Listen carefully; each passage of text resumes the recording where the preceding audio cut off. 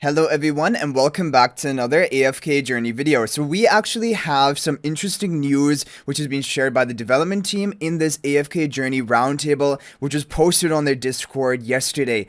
Okay, so it's basically like some questions and answers addressing key concerns of the community, and also there is a hint, actually not even a hint, they outright name two heroes from AFK Arena which will be coming to AFK journey in the future seasons, which is I was not expecting that. Okay, let's go ahead and begin. So this season feels more grindy. A lot of AFK stages now need to be played manually, and some records for auto battles have become quite unreliable. Meanwhile, the competition for rankings and rewards is more intense. Are there any plans to adjust the grind level going forward? So we changed the pacing this season to give dedicated players more room to hone and showcase their skills. That said, we've heard the feedback and completely understand the concerns. To help with this in the later part of this season and in future seasons, we'll be reducing the resources from clear rewards in AFK stages and legend trials. This should help optimize the season progression pace. So this is an interesting point, and I think, yeah, people were feeling a bit left behind when there are certain people who are pushing AFK stages, legend trials like crazy, and getting really far ahead in levels, like probably 10 levels up, maybe even 20 levels up on your on compared to you. And so I think that this is kind of a good thing, because then it will take a bit of the pressure off from hard pushing AFK stages and legend trials. The thing is, some people enjoy hard pushing and they want a bonus out of it, but at the same time it is an AFK game, and so you shouldn't have to push yourself to the limit for 3 to 4 hours a day just to get your maximum rewards. So I think if they did balance this, it would make a little bit of sense. Right now, the Legend Trials experience that you get, especially on the higher stages, is so much. It is a game-changing amount. So this should help optimize the season progression pace. We're also improving the records feature in version 1.4.2. At least 2 of the suggestion slots will prioritize showing challenges completed with auto battle. Yeah, this is like what I needed, because I only do auto battling on AFK stages, and I don't know. I just don't have it in me to do manualing. I try sometimes, but I get frustrated really easily, and I'm I'm just gonna wait for an auto formation to show up, and sometimes they never show up, especially on those Dunlinger sometime, or Lily May stages. Actually, in AFK stages, it was just always a manual stage, so then I would just copy the manual team at higher levels and just try to auto with it, and eventually it would work. But I think this is good if they always have some auto slots in the recommended formation, because that is just easier for people who just like to auto battle the stages. Okay, next up, we're still over 2 weeks away from the second season phase unlocking. I've hit the cap on my progress. This is something that everyone is basically talking about right now.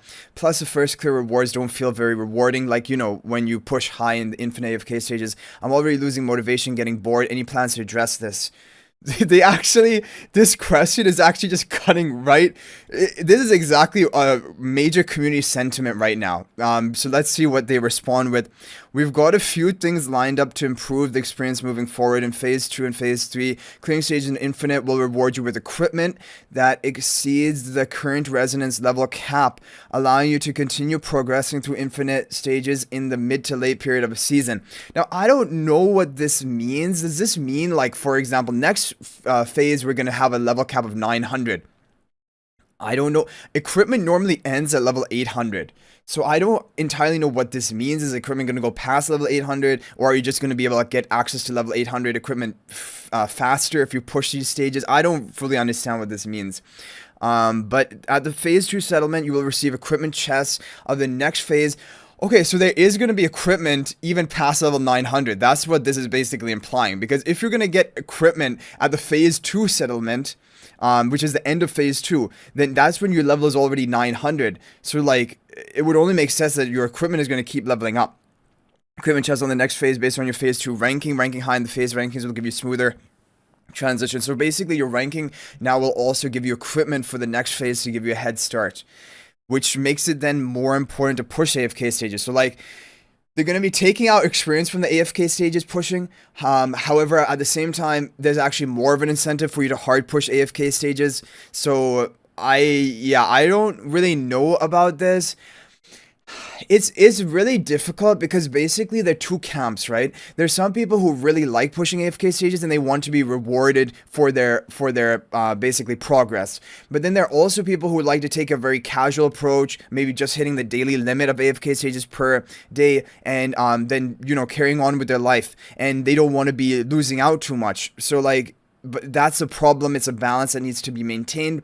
This is like favoring the people who are hard pushing. I don't know exactly how game breaking this will be or not. So you guys can share your opinions in the comment section down below. As for the first clear rewards, starting from phase 3 in version 143, we'll be introducing server first and guild first clear rewards.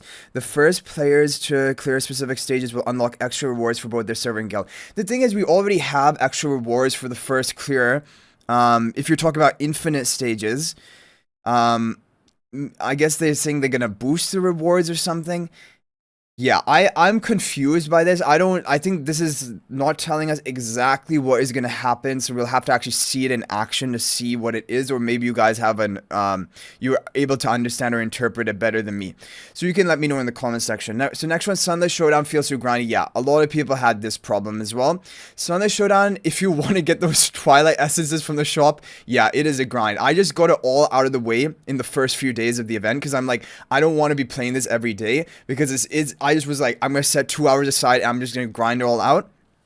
But yeah, it is frustrating when you have to do so much grinding and kind of tedious work in order to get all of your rewards. You could just skip on the Twilight Essences, which I would recommend to any sane person. But like, if you want to complete everything, and that's what I wanted to do, then you have to grind it all out until you get all of the rewards. I don't want to spend too much time grinding for rewards. What can I do? We'll be adjusting how rewards are distributed so that players who tackle more challenging objectives can earn event rewards faster. We'll also be increasing Sunlight token. I think generally speaking, in these events that we've had in the past, they have done a good job of making it not too time consuming and tedious to get all the rewards from the shop. Sunlit Showdown was kind of an exception. It was basically like, you could get all the rewards other than the Twilight Essences without too much effort. But if you wanted to grind out all the Twilight Essences, yeah, you have to do another like 20 or 30 full clears of the highest difficulty. That is a lot. We'll also be increasing Sunlight token rewards for those who prefer a more relaxed pace in future Sunlight Showdown events, making it less grindy. Lastly, we're adding lucky key rewards when Sunlight Showdown is available in the future, giving you more chances for rewards while enjoying the event. Maybe participating in Sunlit Showdown will give you lucky keys that will help with your guild or something. That's kind of interesting if that would be the case. Okay, next up, what happens to EXP earned after? Now, this is very important information. What happens to EXP earned after reaching phase 1 residence level cap of 600? Will it be stored or will it go to waste? If it is stored, do I need to save it up? The extra EXP will be stored. In phase 2 of the season, you'll need a new resource called Season Essence, which you already predicted, to increase your resonance level. In phase 3, another new resource will be added on top of that.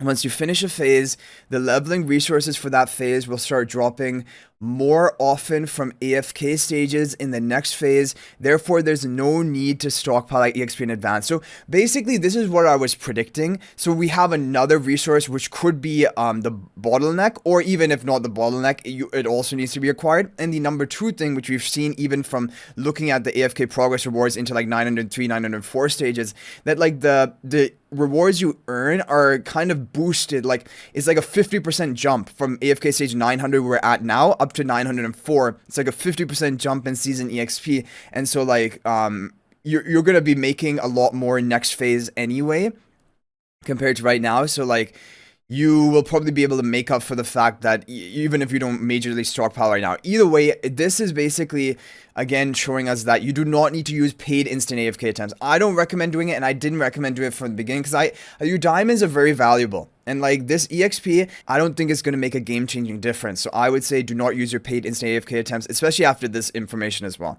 Features like instant upgrade, quick equip for charms have been very well received by players. Can we expect more updates like these to help reduce the grind?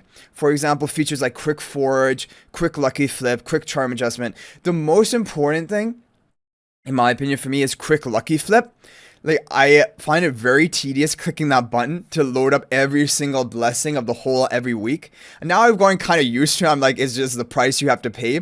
At the beginning, I was very frustrated by it, but like now I'm kind of used to it. But it would be really nice quality of life if that could be improved. The quick charm adjustment, I'm hoping this means something like even within a battle, like, you know, when you're setting your formation in Dream Realm, being able to swap charms. That's really important because like when we have like later on Mythic Plus charms and the twins need a different charm in every single Dream Realm boss, then it's like you need to have a more easy way of swapping them rather than going into your inventory, changing them. So I hope something like that is what they're talking about here.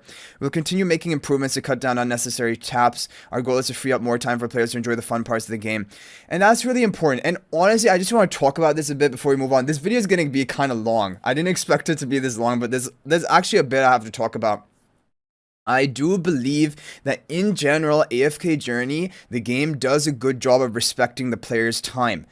That is one reason I really do like AFK Journey and even was drawn to it and basically maintained it in the early months, even before I was even that actively uploading on YouTube. Of course, now I make video and content for it, so I definitely would invest the time also into maintaining it. But like, in the early months is usually sometimes when I end up quitting a game if I feel like it's just not respecting my time at all and it's expecting me to grind all day. And AFK Journey honestly doesn't do that. That's what I like about it. But in the same way, sometimes people are even getting bored because like there's almost nothing to do per day. So like there's different ends to the spectrum. But the Sunlit Showdown was basically one of the events which was, it was out of place honestly in AFK Journey standards of really generally respecting your time. And then the Sunlight Showdown event came, and it does respect your time if you're going to pass on the Twilight Essences from the shop. But if you want to get all those rewards, it's not really respecting your time, that event specifically, and it's very monotonous. So this is just something I wanted to mention. Okay, moving on to the final page. Characters like Shamira and Damon from AFK Arena are very popular in AFK Journey. Will more of these characters return? Now we have, not only do they say yes, we plan for more characters to return, they're like, thank you for the feedback. Mehira and Isaeblla from AFK Arena will be joining next season. Like, it was just kind of like, I was caught off guard because usually they either hype things up or they keep things kind of hidden. They don't immediately tell you, Mehira and Isaeblla are coming next season. And not even like when, not even like they're coming soon. They're coming next season. So we know two heroes. One is a Hyper G and Mehira, and Isaeblla is a Greyborn. And I believe they're both mages or something. I have the pages pulled up, the wiki. We're going to look at them. We're also planning to bring back more popular heroes in future updates. Stay tuned. Okay, so the final point, there are more and more outfits in the game now, which is great, but some side quests force outfit changes and ruin my carefully styled look. Yeah, people were really upset about this, and yeah, my look for my character is very basic. So like, it doesn't bother me that much. It's really easy for me to get it back, but like, if you put a lot of time into making your look and then you're forced into doing these things, you almost either want to pass on the side quest where you're just like, you have to spend another half an hour building your look again. Will there be a feature that allows us to save outfits and freely switch between them? Yes, this feature is already in the plan and is expected to launch later this season. So yeah, I remember from a previous talk with designers, they talked about like saving outfit and being able to swap between your outfits easily. This was like a talk with designers last season. So like, it's good that they're reaffirming that it's already in the works and is planning for later this season to come out. Okay guys, so now we have MEHIRA. MEHIRA is a Hypogean hero and she is a mage. Intelligence-based mage of the Hypogean faction. She possesses wonderful crowd control abilities. People have been talking about it right now because of this like talk with designers. In AFK Arena, she has a lot of crowd control locking out enemy teams, and that's for AFK stages and I guess even for PvP. MEHIRA is able to reduce enemies' damage but also deal AoE damage and recover energy for allies and health for herself. Okay, energy for allies, that's actually a supportive role.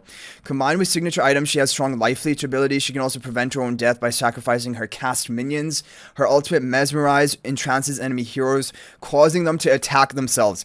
This is not a Dream Realm hero. No question, not a boss content hero, but this is a PvP AFK stage hero and a Hypogean mage, which is kind of crazy because we already got Cryonaya, and I feel like it was pretty recent, but like, I thought they were going to go in order, like to the starter story heroes and then keep on from there. Like we got